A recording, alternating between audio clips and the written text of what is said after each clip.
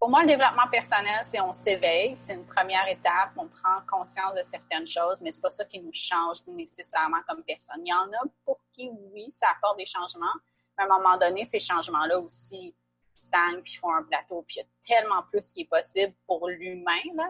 Tu sais, le plein potentiel humain, on s'entend qu'on y touche à un très petit pourcentage. Puis moi, j'ai toujours eu cette énergie à l'intérieur de moi qui sait que je suis venue ici pour accomplir beaucoup, puis qui est très consciente que notre monde a besoin d'évoluer beaucoup et vite, là. Tu sais, on ne peut plus attendre, là. L'évolution tranquille puis lente des dernières centaines d'années, ça ne marche plus, cette affaire-là. Là. On accélère le rythme, puis il faut que les gens évoluent là, vraiment plus rapidement. Vous écoutez L'Ambition au féminin, épisode 31. Mon nom est Tatiana Saint-Louis et j'anime L'Ambition au féminin, un podcast pour toutes les femmes pleines de vision, de talent et de drive qui désirent redéfinir le succès selon leurs termes et leurs conditions. Chaque semaine, j'explore seule ou en présence d'invités les thèmes entourant la réussite professionnelle et personnelle. Mindset, productivité, leadership, branding personnel, c'est le rendez-vous pour réfléchir à la façon dont tu veux vivre ton plein potentiel et laisser ton empreinte dans le monde.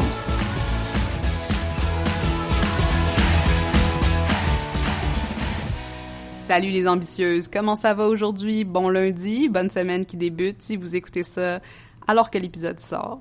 Aujourd'hui, on parle de développement personnel, de succès et même de succès infini avec nul autre que Mélissa Maillé, qui est coach pour femmes spirituelles et ambitieuses qui veulent créer des possibilités infinies pour leur entreprise et leur vie.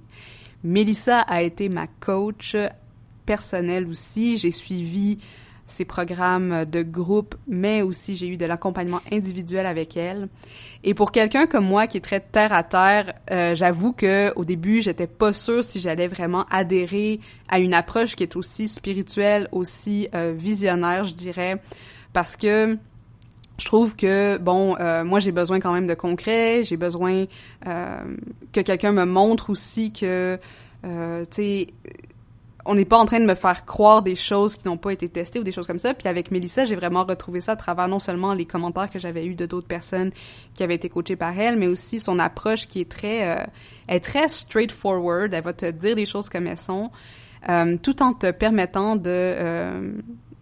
d'ouvrir tes horizons, tu sais, d'une façon quand même assez soft, à ton rythme, pour aller explorer s'il y a des choses qui pourraient te servir dans des méthodes qui pourraient être un peu plus, justement, axées sur le développement de la spiritualité ou le développement personnel. Alors, cette semaine, dans l'entrevue, on va être avec Mélissa, en fait, pendant 2 semaines, cette semaine puis la semaine prochaine.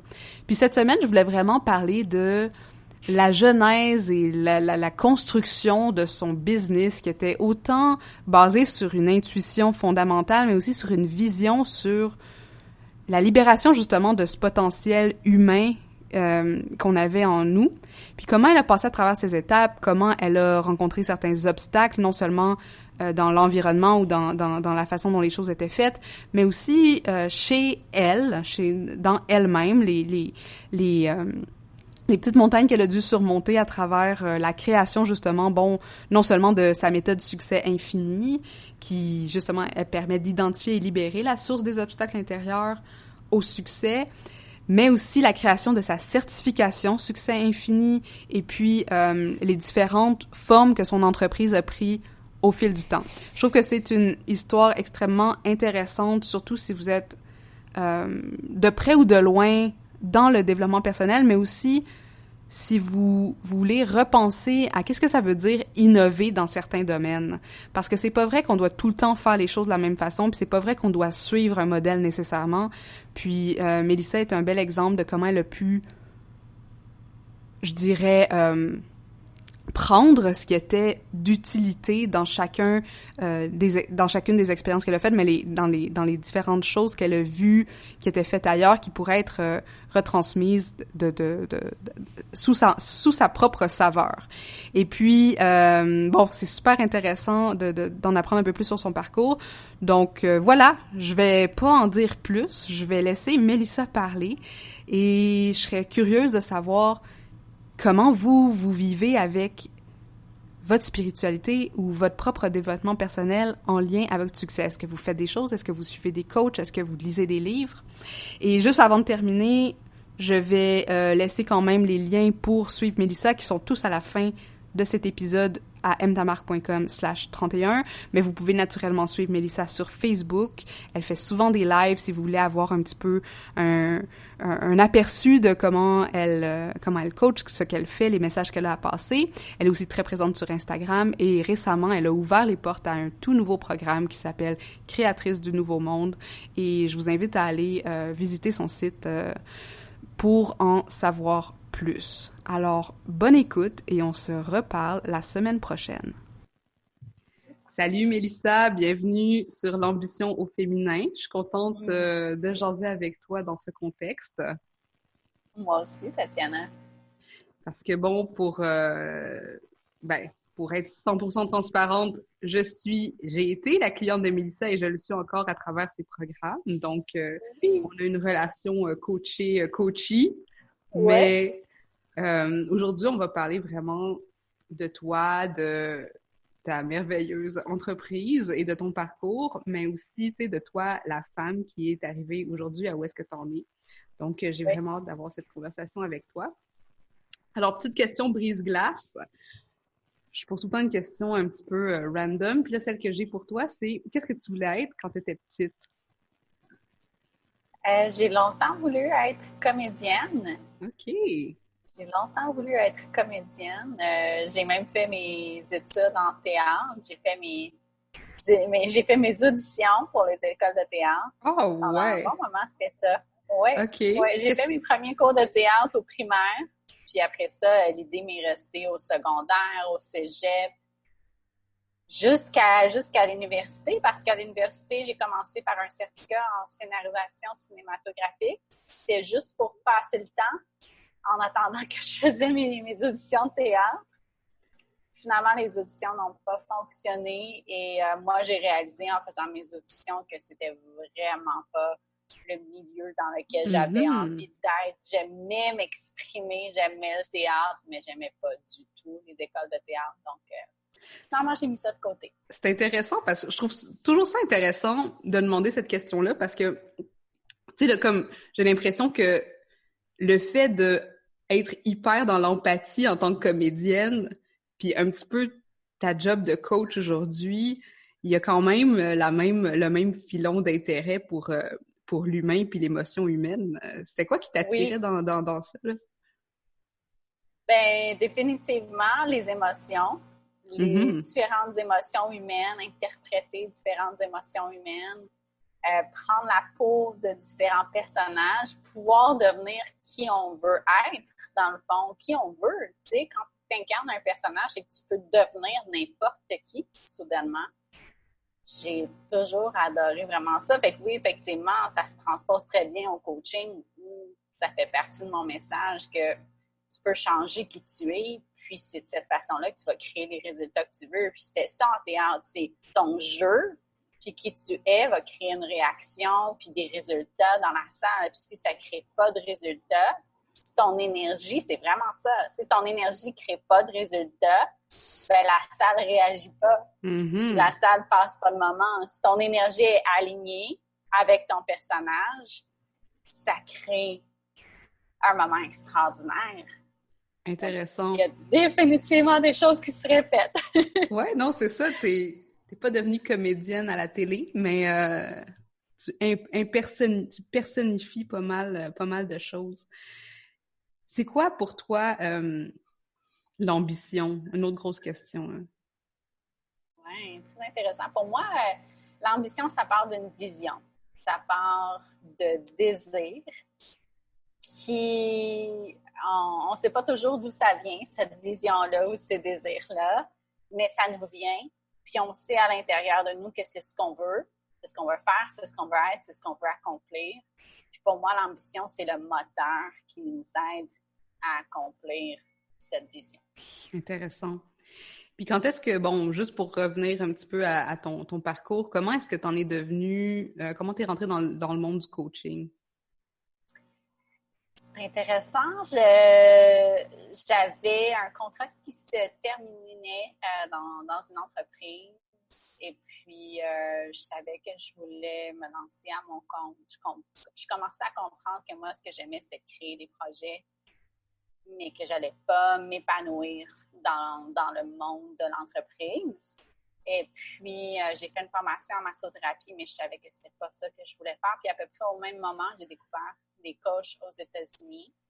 J'ai réalisé que finalement, c'était ça le métier que je voulais faire, mais que je savais pas que ça avait un nom. Tu sais, je le voyais dans ma tête, je le sentais ce que je voulais faire. Je voulais accompagner les gens, je voulais faire une différence, je voulais les aider à améliorer leur vie, à vivre leur plein potentiel. Je savais pas que ça avait un nom, jusqu'à temps que je trouve des gens qui faisaient ce métier-là. C'était à peu près dans quelle année, là, juste pour qu'on se situe un petit peu? Oh mon Dieu, je pense que c'était en 2009. En 2009, ma découverte du coaching. Après, ça m'a pris plusieurs années avant de faire une formation parce que je trouvais pas ce qui me parlait. Moi, l'approche américaine, c'était ce qui me convenait. Mais les formations américaines étaient extrêmement coûteuses. Mm-hmm.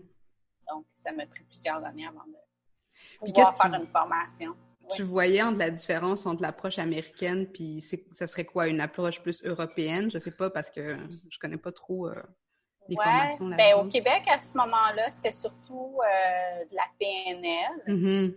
Puis la façon dont la PNL était présentée, puis je trouve qu'elle est même encore présentée, c'est très, très rationnel, pragmatique. Puis pourtant, j'ai été coachée en PNL cette année, puis j'ai eu une toute autre vision. Finalement, c'était plus simple que ce que je pensais. Mais je pense qu'au niveau de leur formation puis des concepts, là, c'est très mental. Puis moi, ça ne me convenait pas du tout. Aux États-Unis, c'est de l'inspiration. C'est aider les gens à changer leur vie dans cette énergie d'inspiration, de plein potentiel, on peut tout réussir, on peut tout faire. Ouais, je trouve ça intéressant parce que j'ai l'impression qu'il y a eu un moment donné dans ma vie aussi, j'ai commencé à comprendre qu'il y avait un métier qui s'appelait coach de vie. Puis on dirait que ça s'utilise plus vraiment. Ben, je sais pas si c'est ici au Québec parce que je l'entends quand même aux États-Unis des fois, mais cette espèce de concept de coach de vie. Oui. Tu sais, comment est-ce que toi, tu qualifies ton coaching? Très bonne question. Je le qualifierais de coaching de transformation. Mm-hmm. Parce que j'amène les clientes à se transformer.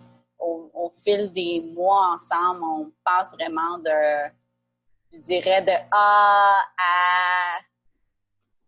pas à Z, parce que Z, c'est le cheminement de vie. Exactement, mais il y a vraiment une transformation. Il y a un avant puis un après. Mm-hmm. C'est de cette façon-là que je le qualifierais. Donc, je m'adresse aux entrepreneurs. Puis pour moi, c'est l'alignement de qui elles sont qui va ensuite s'aligner avec leur stratégie d'affaires, vice-versa. Mais tout part de la personne. Mm-hmm. Oui, puis j'ai l'impression, bon, je sais pas, par rapport à ton cheminement, parce qu'il y a eu un temps où tu étais plus qualifié comme un coach d'affaires. Oui. Puis là, après ça, ça a évolué. Puis je voyais justement ton post Instagram, je pense que c'était hier, là, où est-ce que tu disais, tu sais, j'ai évolué, c'est plus mon positionnement que j'avais, voici qui je suis aujourd'hui. Puis que ton approche, justement, avec tes clientes, puis tout ça, a beaucoup, c'est fluidifié, on dirait, à travers le temps. Oui. Puis, effectivement. Puis je trouve ça intéressant par rapport à ton idée de l'inspiration. Donc, pour toi, ton cheminement de coach, ça a été justement de recevoir beaucoup plus de ta clientèle, de t'inspirer de d'autres gens. Tu sais, comment tu as vu ton propre cheminement à travers ça? Bien, ce qui me vient, c'est que quand j'ai commencé à coacher des entrepreneurs, j'étais beaucoup dans la fluidité, puis dans l'expression de soi, puis justement déjà dans les possibilités infinies. Puis j'avais un branding, rose avec une robe à paillettes or, puis briller, puis tout ça. Puis, je pense que j'ai commencé à me sentir mal parce que je recevais un peu de feedback négatif quant à qui elle, c'est quoi sa crédibilité, elle sort de où, qu'est-ce qu'elle a vraiment nous apporté. Et que j'ai voulu rendre la chose pas mal plus sérieuse pour prouver aux gens que j'étais crédible. Donc, j'ai laissé de côté toute l'expression de qui j'étais pour aller vraiment dans un créneau plus coach d'affaires. Bon, je suis toujours restée fidèle à moi-même dans un sens où j'ai trouvé une façon de faire à mes couleurs, puis de toujours amener mon approche de transformation personnelle à travers tout ça, de développement personnel. Mais je me suis vraiment mis dans une case plus coach d'affaires parce qu'il y avait ce feedback de l'extérieur, puis je sentais que ça passait pas tout à fait bien au Québec à ce moment-là de voir une fille qui réussissait, qui faisait autant d'argent parce qu'elle se montrait en robe à paillettes sur le web.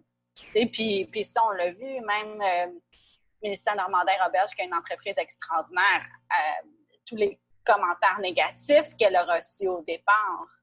Ouais, tu penses que c'est une question de timing ou vraiment une question d'être une femme qui a du succès? Je pense que c'est une question... Les deux, je te dirais.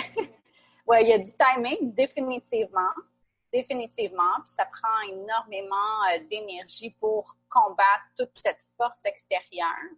Puis moi, à ce moment-là, j'avais pas cette énergie-là. J'avais probablement pas la confiance non plus. Fait que j'ai préféré aller vers quelque chose d'un peu plus safe. C'est correct, j'ai bâti mon nom comme ça. Mais oui, une femme qui a du succès facilement par le web, puis qui sort un peu nulle part. Il y avait beaucoup à ce moment-là cette mentalité de il faut travailler fort. Peu de gens auprès des entrepreneurs connaissaient vraiment ce qu'il y avait à faire au niveau du marketing. Là. Ils s'étaient lancés, tu sais. Puis c'était le bouche à oreille. Ça, c'était la stratégie d'affaires, le bouche à oreille. Ou aller porter ses cartes d'affaires dans un commerce. On part de loin, là. Et moi, j'arrivais avec mes stratégies américaines, là. Fait qu'il y a eu un genre de clash, là, pour les gens. Fait que c'est pour ça, là, qu'il a fallu que je change un peu mon positionnement pour qu'ils gagnent confiance en moi avec une image qu'ils connaissaient un peu plus, de coach d'affaires, pour que je les familiarise avec ces stratégies américaines qui étaient vraiment plus dans la visibilité, avancer dans la visibilité, dans le branding personnel, dans le message, la communication. Ouais, dans la connexion qui est possible aussi avec le web, qui n'était pas nécessairement utilisé à son plein potentiel, justement, dans le temps où est-ce que tu avais une vitrine de site web pour justement imprimer des cartes d'affaires puis aller les porter après ça de site. Des pamphlets, tu sais. Ouais, oh my God. Une chose, j'ai jamais eu à faire des pamphlets dans ma vie, mais bon. Puis, c'est intéressant aussi, je trouve, que après ça, bon, t'es tout le temps, on dirait, un one step forward par rapport justement à comment appliquer les stratégies américaines dans, là, je vais dire la francophonie, là, mais je vais dire, on va dire la francophonie parce que t'as beaucoup de clientes aussi européennes, en Belgique, en France, etc. Puis, après ça, t'as fondé Succès Infini. Oui. Puis ça a été un autre move qui a été inspiré par les Américains ou? Pas du tout. Non? OK. Ben, je dis pas du tout. Un peu tout de même parce que je voyais beaucoup d'entrepreneurs spirituels aux États-Unis qui commençaient à prendre leur place. Quand je dis spirituel, c'est avec une approche plus énergétique. Puis moi, ça m'a réveillé ce que je cherchais puis ce que je sentais qui me manquait dans mon entreprise. Et que moi, les années précédentes, j'ai commencé à aller chercher différentes méthodes, à apprendre différentes méthodes, mais je trouvais pas ce que je voulais. Je savais vraiment que mes clientes avaient des blocages, là, que même si on faisait juste du EFT, du tapping ensemble, avec des affirmations, c'était pas suffisant. Il fallait aller plus loin. Donc, j'ai appris d'autres approches énergétiques, je les ai essayées avec mes clientes, puis c'était pas tout à fait ça. Il me manquait des choses. Donc, finalement, après avoir appris plusieurs méthodes, j'ai pris ce qui fonctionnait de chacune de ces méthodes-là, puis je les ai mises ensemble. Donc, oui, d'un côté, inspiré par les États-Unis où la spiritualité avait une toute autre couleur, beaucoup plus moderne que dans la francophonie.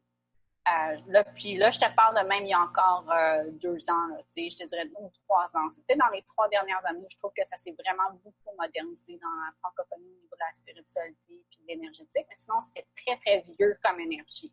Fait que moi, ça m'a donné un point de repère. Ça a mis une image puis des mots sur ce que je voulais accomplir, ce que je voulais créer. Puis c'est de là où ça m'a inspiré Succès Infini.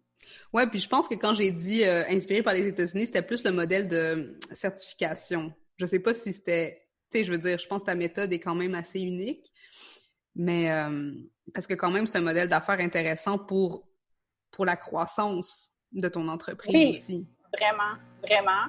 Puis en même temps, j'ai pas vu tant de personnes encore, même aux États-Unis, être dans le modèle de certification. Les gens sont un peu timides, ne se sentent pas tout à fait légitimes de faire ça.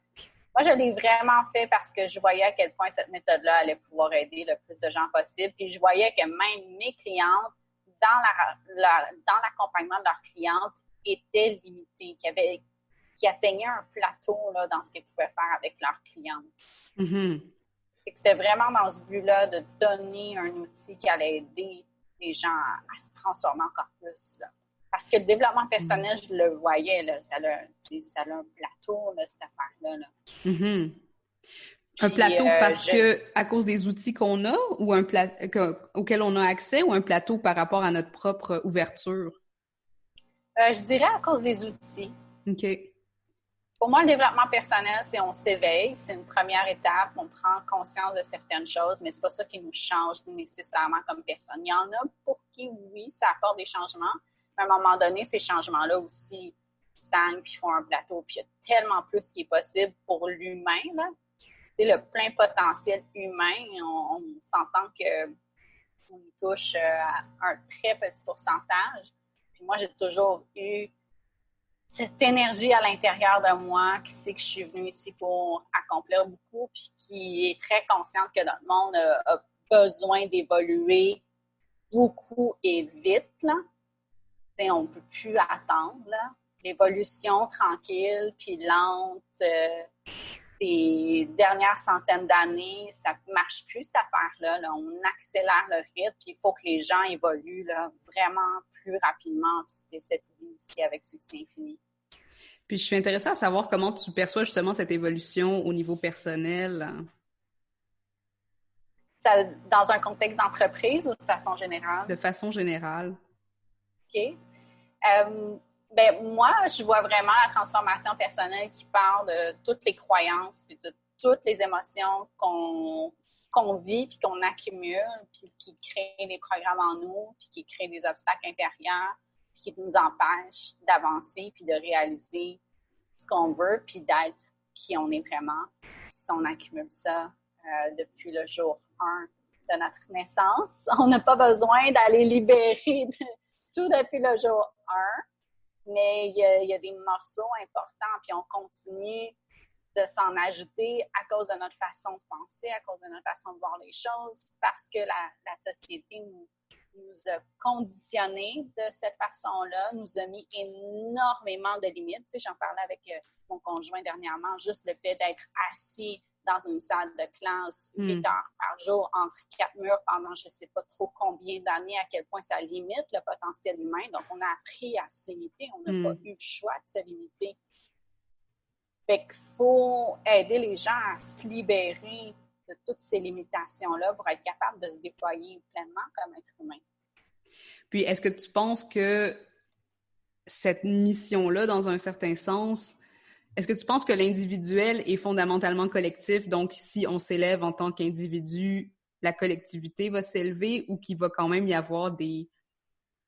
Tu sais, on va garder des grands... Tu sais, comme... Là, je pense, mettons, juste au modèle économique où est-ce que, genre, plus il y en a qui deviennent riches, plus ça exacerbe la pauvreté ailleurs ou des choses comme ça. Oui. Fait, pour toi, est-ce que le développement personnel, ça a ce genre de privilège-là aussi de créer des gaps, disons? Oui, ben c'est intéressant. C'est une conversation que j'ai avec plusieurs clients en ce moment. Je pense qu'il y a des choses qui vont devoir changer dans le monde de la transformation, du développement personnel. Il y a eu pendant longtemps la tendance d'aller vers du haut de gamme dans nos tarifs et tout ça, et à aller vraiment là, à des prix même pas accessibles pour la plupart des gens dans la francophonie. Je pense que ces tarifs-là ont lieu d'être pour certaines clientèles. Puis je pense qu'il y a une façon d'être vraiment bien rémunéré pour ce qu'on fait.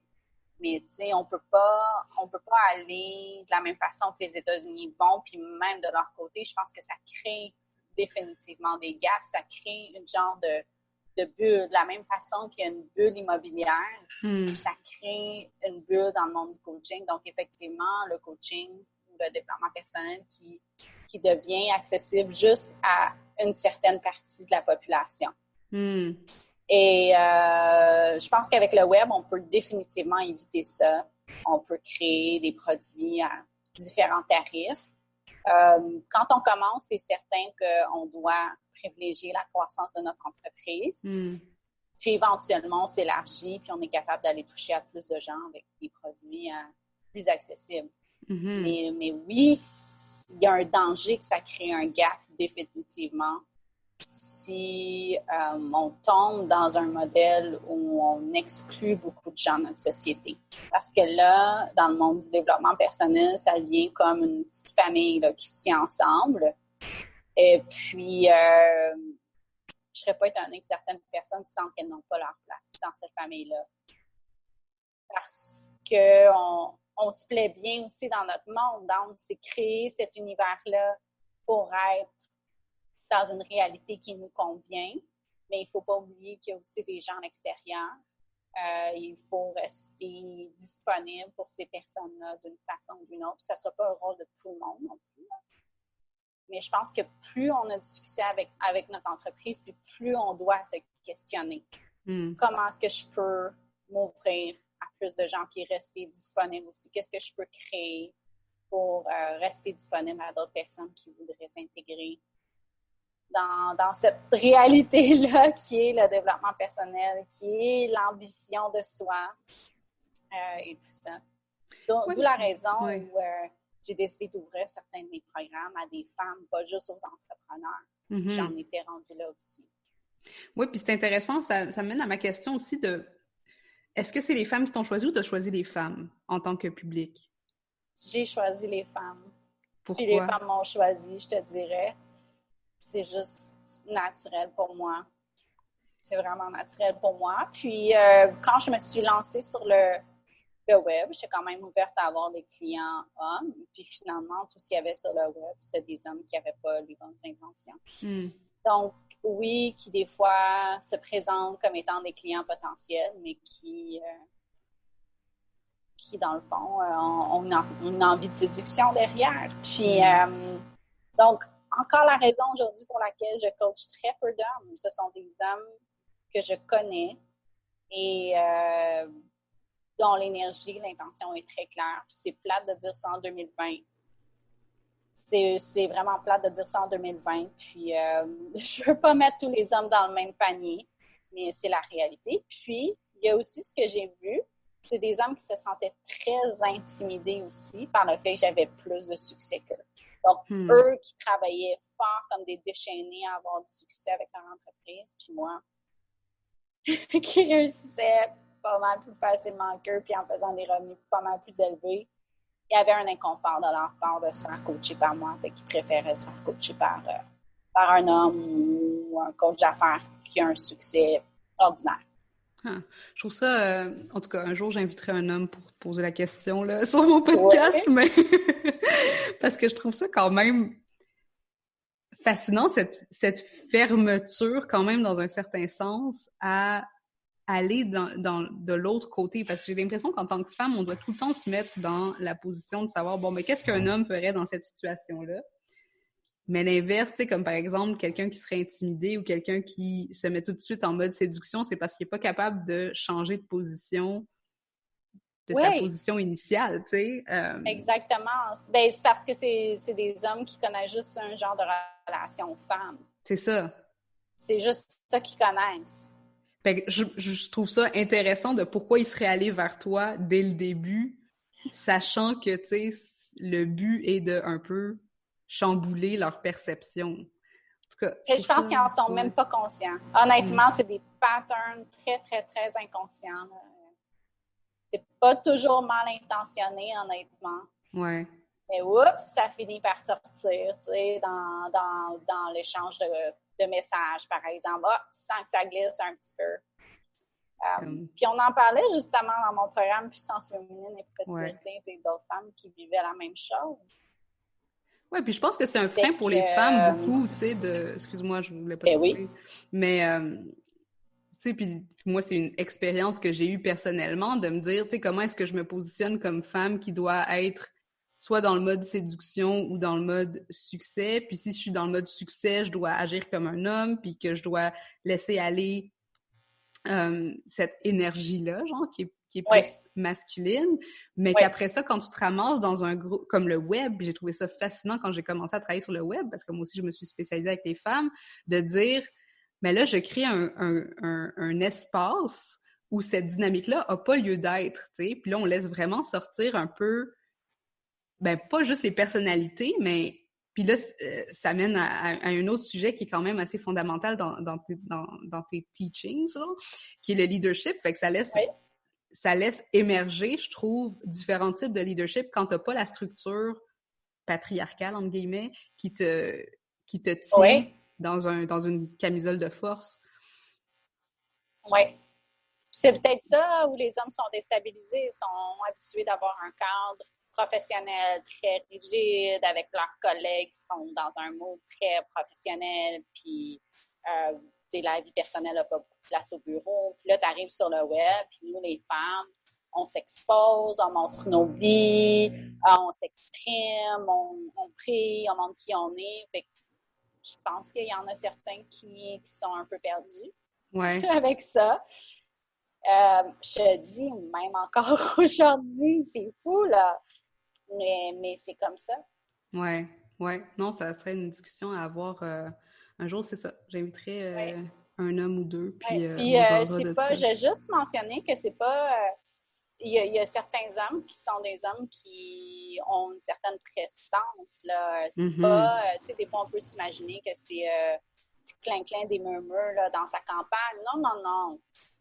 Non, c'est des hommes avec des métiers professionnels. Ouais, puis je dirais, en tout cas, là, genre, on va s'embarquer, on va peut-être s'aliéner des gens, mais correct. Que plus t'es dans un métier qui est très codifié, puis là, je pense justement, je parlais l'autre fois avec mon amie Aïcha, qui est avocate, puis à quel point le milieu académique des avocats est horrible, parce que, tu sais, il y a toute cette façon de se battre pour les notes, puis de genre se jalouser, genre les livres de bibliothèque, anyway, whatever. Puis j'ai l'impression que plus tu rentres dans un champ d'expertise codifié, comme, bon, tu sais, le professorat ou des trucs comme ça, où est-ce que c'est des gens qui sont socialement reconnus, mais vont justement illustrer encore plus ou vont tenir encore plus à ce que les choses ne bougent pas dans un sens, qu'il n'y ait pas d'évolution à ce niveau-là. Oui. Parce qu'ils ont grimpé les échelons en jouant avec ces règles-là. Fait que pourquoi ils voudraient que les règles changent? Exact. Puis ça c'est valide autant pour les hommes que les femmes dans des métiers plus professionnels, définitivement. Vrai. Bon, puis le leadership, c'est ça revient souvent dans tes programmes ces temps-ci, puis on dirait que tout le monde en parle là, soudainement aussi, puis dans ton positionnement, puis pour toi, ça veut dire quoi, puis comment tu le définis, puis comment ça se manifeste d'une personne à une autre? OK. Pour moi, le leadership il est apparu dès les débuts comme entrepreneur, puis comme coach pour entrepreneur. Ça a toujours été un thème dont j'ai parlé, puis ça aussi, c'est quelque chose qui dérangeait pas mal les personnes plus âgées que moi qui se battaient depuis plusieurs années pour gagner de la crédibilité avec leur entreprise. Puis moi, j'arrivais puis je parlais de leadership, tu sais. Mais pour moi, justement, le leadership, ça n'a pas d'âge. Ça n'a rien à voir avec ton niveau d'expérience. c'est vraiment une posture qui part de la confiance en soi, qui part d'un désir d'aider les autres, d'un désir de faire une différence, d'un désir d'avoir un impact. L'impact, c'est une énergie.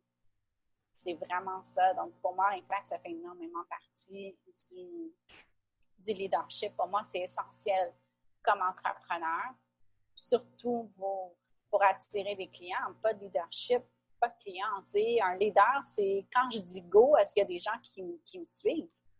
Fait que si comme entrepreneur, tu dis go puis il n'y a personne qui te suit, ben tu n'as pas de clients.